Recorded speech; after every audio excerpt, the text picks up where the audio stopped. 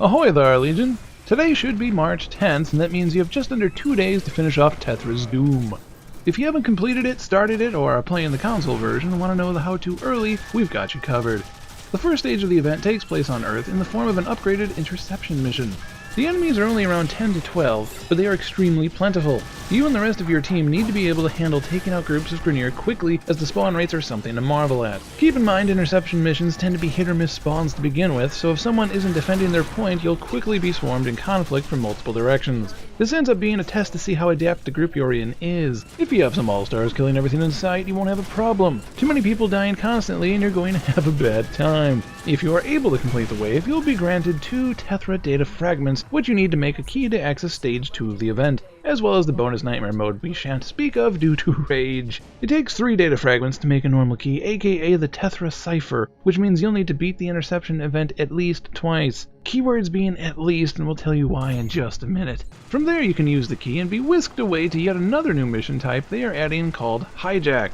How does a hijack mission work? Well, if interception missions could be summed up with the phrase, "Stand on the point," then Hijack could be summed up with, "We must push little cart." Indeedy do, Hijack is the Warframe version of Gold Rush. That said, they did add a few new quirks to it, namely instead of just having to stand near the core to shove it towards the exit, you also are drained of your shields while doing so. This makes pushing the core too long risky, as you open yourself up to attacks, but it does have the nice benefit of promoting teamwork. The rewards are split up based on how many points you have at the end of a successful mission, which themselves are just based on how much health the core has at completion. Take whatever amount of health it currently has and wipe out the last number on the right. That is how many points you'll be granted. In order to get nearly all the rewards, just complete the normal mode with over 500 points. The mighty Gorgon Wraith will be yours if you do so, and I love me some Wraith weapons. If you do not get over 500 points and want the Gorgon, you'll have to go back and do more interception missions until you have enough Tethra data fragments to make another cipher and try again. But what if you don't have a group or clan to join you? Is it soloable?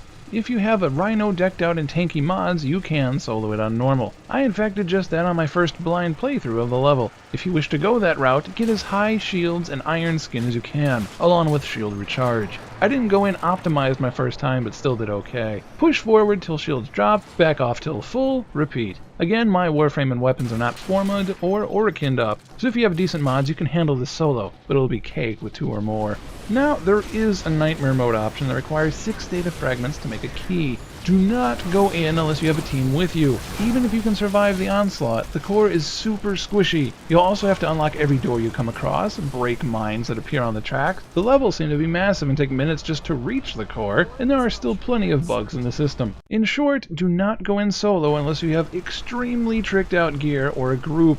A group capable of quickly downing level 30 bombards should handle this no problem. If you want the reward for this mode, the core needs to be at least 3,334 health at the time of completion. Do that and you'll get an animated badge. Not worth the effort solo, and it doesn't seem hard enough to be worth the effort in a group, but get them while you can, I guess. Thank you for watching, Legion. If any of this guide helped you out on your quest to claim the majestic Gorgon Wraith or shiny badge, we'd be honored if you hit like and share this video with your friends. As always, if you have any questions or suggestions, feel free to leave a comment below. Catch you next time. Take care.